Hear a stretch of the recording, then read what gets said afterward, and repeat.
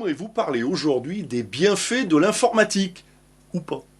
Bon, là, je suis en train de régler un problème administratif avec l'administration. Donc, j'ai d'abord téléphoné. Allô?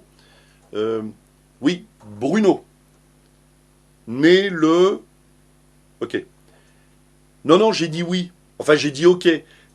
Ah, le numéro vous voulez quoi? Le numéro du dossier inscrit sur le courrier que j'ai reçu il y a 3 mois. Ah oui, ok, oui, oui. Un numéro à 15 chiffres, hein.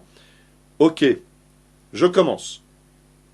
Le 6, le 9.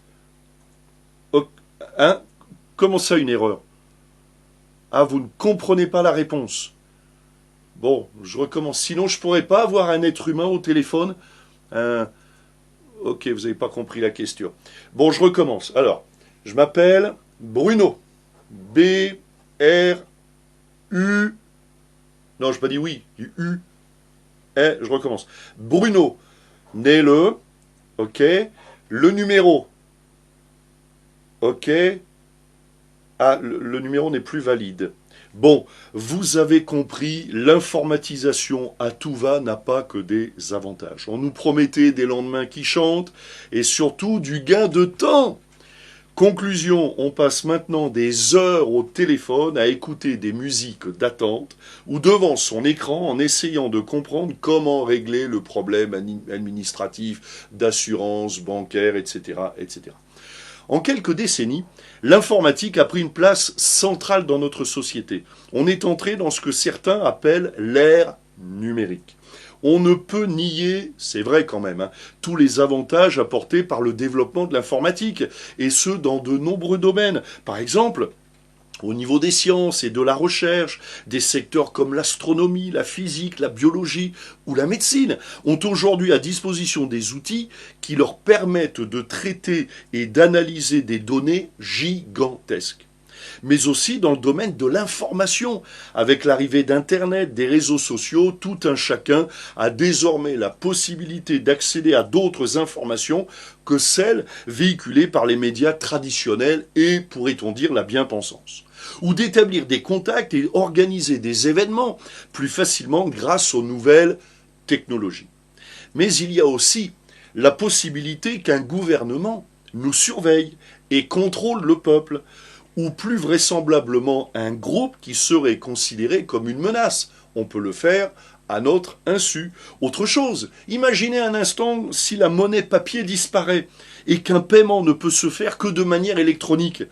Eh bien, il sera très facile de priver un individu de tout achat, que ce soit de nourriture, mais aussi de titres de transport ou d'essence, voire du paiement de son loyer. Et bien qu'Internet et les nouvelles technologies ont des avantages indéniables, il ne faut pas oublier que les communications et les déplacements de chaque personne peuvent être maintenant aujourd'hui facilement surveillés. Depuis les années 50, lors de la création des premiers ordinateurs, l'informatique a fait beaucoup de chemin.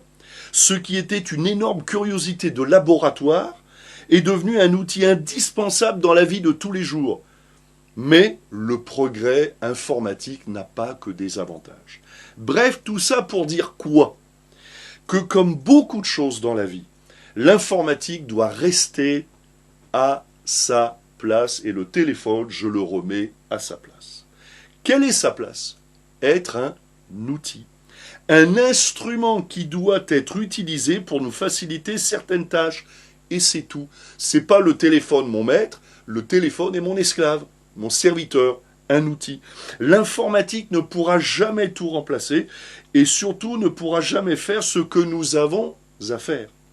Alors comment faire face à des situations difficiles, complexes, voire impossibles?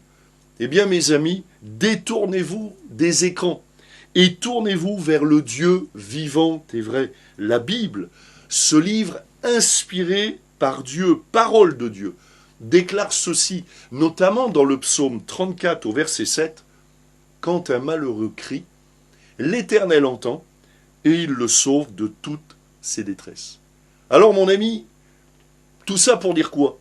Tournez-vous vers Dieu. Et vous verrez, ça marche à tous les coups. Lui, il vous connaît parfaitement et saura vous parler Soyez bénis.